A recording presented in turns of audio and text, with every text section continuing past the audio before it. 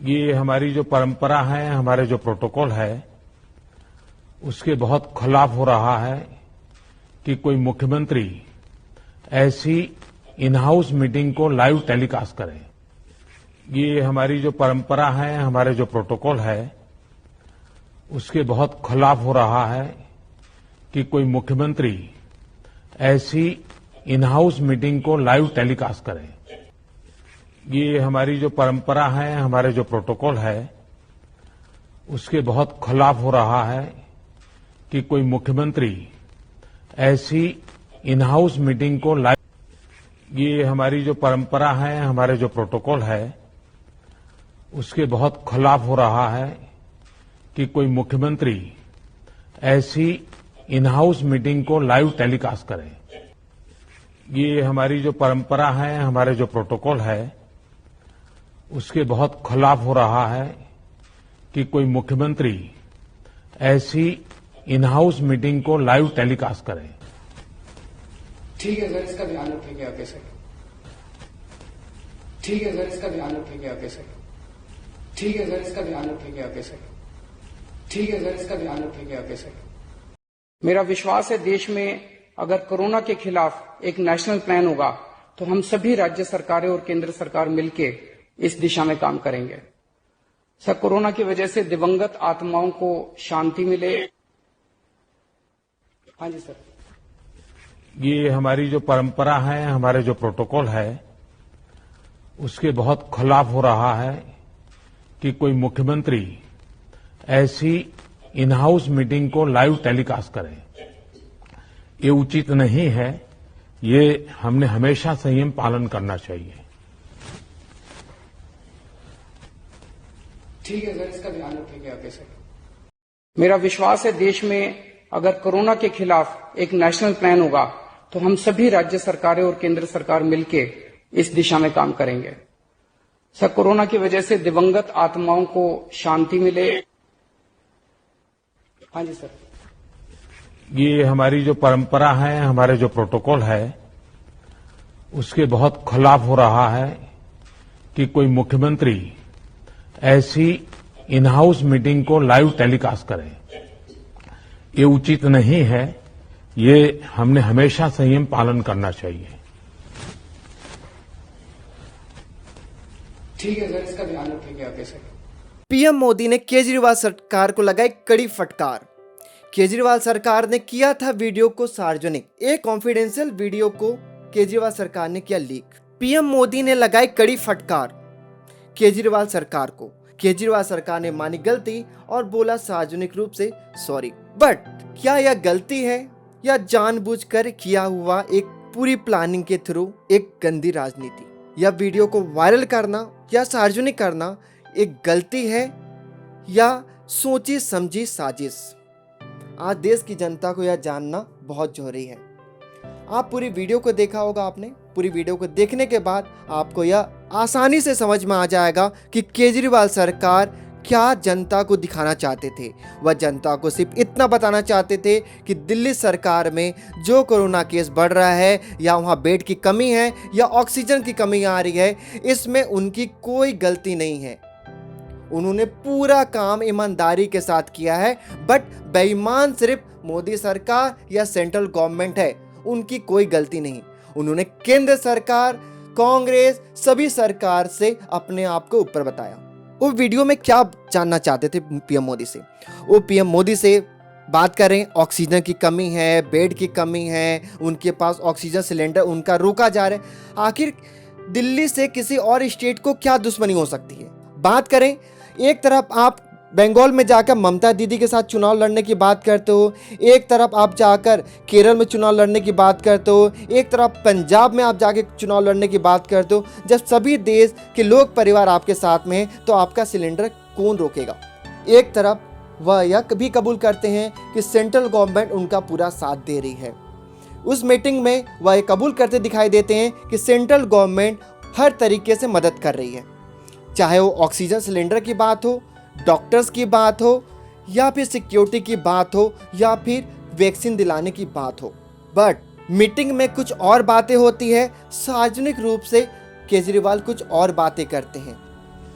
ये हमारी जो परंपरा है, हमारे जो प्रोटोकॉल है, उसके बहुत खिलाफ हो रहा है कि कोई मुख्यमंत्री ऐसी इन हाउस मीटिंग को लाइव, ये हमारी जो परंपरा है, हमारे जो प्रोटोकॉल है, उसके बहुत खिलाफ हो रहा है कि कोई मुख्यमंत्री ऐसी इन हाउस मीटिंग को लाइव टेलीकास्ट करे।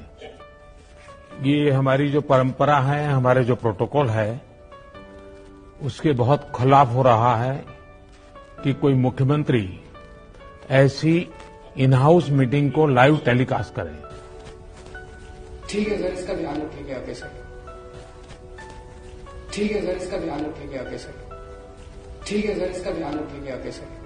वह पूरा का पूरा अपना गलतियों को टिकरा सार्वजनिक रूप से सेंट्रल गवर्नमेंट पर डालते हैं। आज यह बात देश की जनता को जानना बहुत जरूरी है कि जितनी गलती सेंट्रल गवर्नमेंट की है, सेंट्रल गवर्नमेंट भी अगर सही समय पर सतर्क हो जाती तो आज कोरोना के यह केस इतने ज़्यादा नहीं बढ़ते।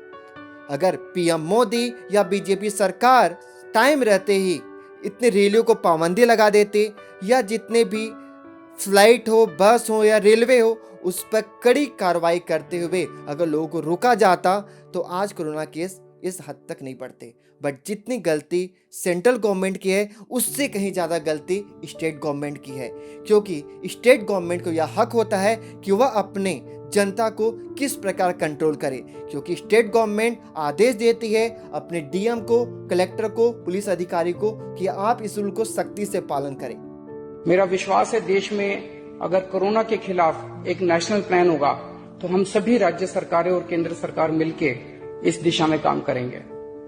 सर, कोरोना की वजह से दिवंगत आत्माओं को शांति मिले। हाँ जी सर।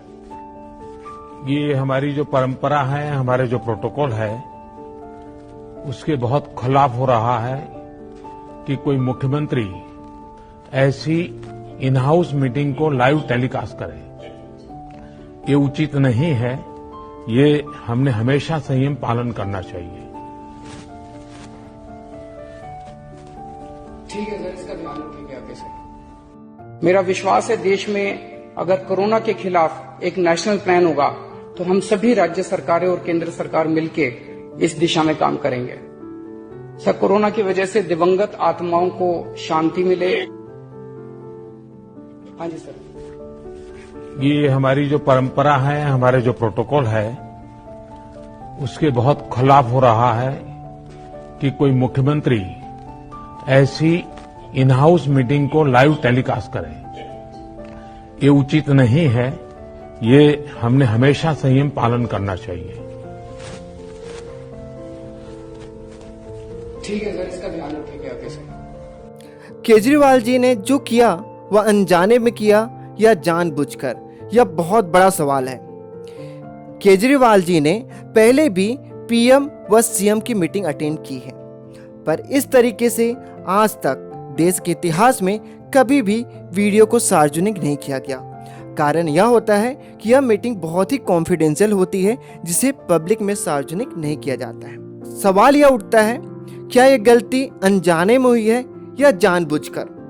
केजरीवाल जी ने जिस तरीके से मीटिंग को सार्वजनिक किया और पीएम मोदी द्वारा फटकार लगाने पर सबके सामने अपनी गलती को स्वीकार किया, इस गलती को स्वीकार करने मात्र से यह मामला खत्म नहीं होता। बात चूंकि यह है कि केजरीवाल जी आखिर क्या दिखाना चाहते थे देश की जनता को। केजरीवाल जी के पुराने वीडियो को देखें तो आपको साफ साफ पता चलेगा कि केजरीवाल जी अपने तारीफों के पुल बांध रहे हैं। उन्होंने पिछले कोरोना के जब पहली लहर के बाद उन्होंने स्टार्ट किया था कि दिल्ली देश का एक ऐसा राज्य है जो कोरोना के टेस्टिंग में अव्वल नंबर पर है। सारे देशों को मिला के सबसे ज्यादा टेस्ट दिल्ली के अंदर हो रहे हैं, सारे देश मिला के। आज दिल्ली में 60,000 टेस्ट डेली हो रहे हैं। केजरीवाल सरकार ने अस्पताल की व्यवस्था का भी ढिंडोरा पीटते हुए यह कहा कि हमारे पास बेड की कमी नहीं है। दिल्ली में 7,461 बेड, लगभग 7,500 बेड अभी अवेलेबल हैं। दिल्ली सरकार के अस्पतालों में, केंद्र सरकार के अस्पतालों में, प्राइवेट अस्पतालों में मिला के 7,461 बेड अवेलेबल हैं। लगभग 446 आईसीयू अभी अवेलेबल है। 450 के करीब मोटा मोटा मान लेते हैं आईसीयू अवेलेबल है। केजरीवाल जी ने अपने बेड की कमी को भी नकारा। आखिर केजरीवाल जी इस वीडियो को वायरल कर या सार्वजनिक कर क्या दिखाना चाहते थे देश की जनता को? इसके लिए आपको ये वीडियो देखना पड़ेगा। आइए देखते हैं वीडियो में क्या कहा। मेरा विश्वास है देश में अगर कोरोना के खिलाफ एक नेशनल प्लान होगा तो हम सभी राज्य सरकारें और केंद्र सरकार मिलकर इस दिशा में काम करेंगे। सर, कोरोना की वजह से दिवंगत आत्माओं को शांति मिले। हाँ जी सर। ये हमारी जो परंपरा है, हमारे जो प्रोटोकॉल है, उसके बहुत खिलाफ हो रहा है कि कोई मुख्यमंत्री ऐसी इन हाउस मीटिंग को लाइव टेलीकास्ट करे। ये उचित नहीं है। ये हमने हमेशा संयम पालन करना चाहिए।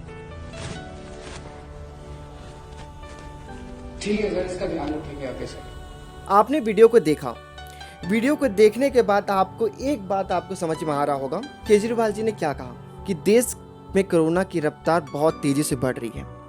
आज हमें देश के राज्यों को और स्टेट गवर्नमेंट को और सेंट्रल गवर्नमेंट को साथ मिलकर इस लड़ाई को लड़ना होगा। इसके बाद उन्होंने क्या कहा कि कुछ राज्यों से दिल्ली में ऑक्सीजन आती है। उन्होंने खास तौर पर हरियाणा, यूपी का नाम लिया। हरियाणा, यूपी एंड वेस्ट बंगाल का नाम लिया। उन्होंने कहा कि पीएम मोदी, अगर आप इन राज्यों के कॉल कर दें तो ऑक्सीजन हमें आसानी से मिल जाएगा। एक तरफ केजरीवाल ऑक्सीजन की मांग करते हैं तो दूसरी तरफ वो खुद ही कबूल करते हैं कि पीएम मोदी ने दिल्ली सरकार को ऑक्सीजन की लिमिट बढ़ा दी है। एक तरफ ऑक्सीजन की कमी को दिखाना और दूसरी तरफ प्रधान मोदी से ऑक्सीजन की मांग करना। उनका साफ साफ यह कहना था, इस वीडियो को सार्वजनिक करने का मतलब सिंपल एंड सादा था कि वो दिखाना चाहते थे कि कोरोना की रफ्तार जो दिल्ली में बढ़ रही है उसमें केजरीवाल सरकार का कोई हाथ नहीं, सिर्फ और सिर्फ सेंट्रल गवर्नमेंट का हाथ है। राजनीति इतनी गंदी हो गई है कि लोग ऑक्सीजन पर राजनीति कर रहे हैं।